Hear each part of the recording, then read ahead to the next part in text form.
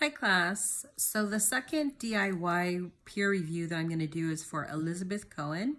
She explained a step-by-step process on how to paint a picture. And she used, I think, the chronological step-by-step. She showed basically all of your tools that you need to use to buy and to prepare for painting.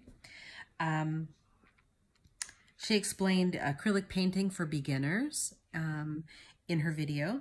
She explained, so that was the clear purpose. She had a clear purpose. She explained that she was going to show us exactly what we needed to paint, and she did that. She showed proof by showing the actual tools that we were required to use and tips to actually save a little bit of money on things that we could use in lieu of having to buy expensive materials, which I appreciated. She did not show the end result of a finished product, however. But she did explain the impact of how she really enjoys painting, how it's really become a passion of hers in recent time.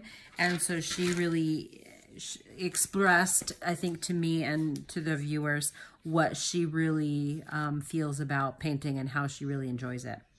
The things that I noticed in the video was her tools, and she was in front of the video the entire time explaining the tools, which I like to be able to connect with the speaker. So I think that it's important to have some of you in the video, even if you're just introducing the concept or at the end recapping the concept. But I did enjoy watching her speak. I like her voice.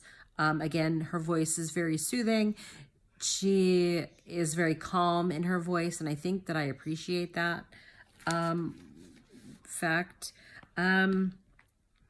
What I heard was her vocal instructions.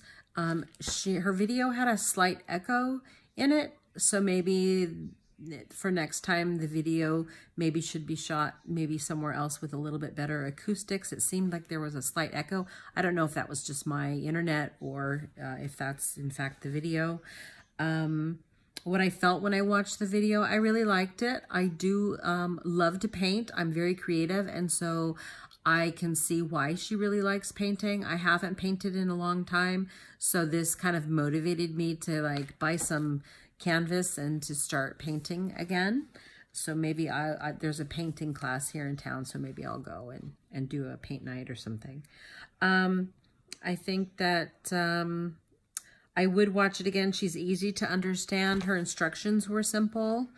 And two positive things about her speech was that she speaks very clearly, so it's easy to understand her.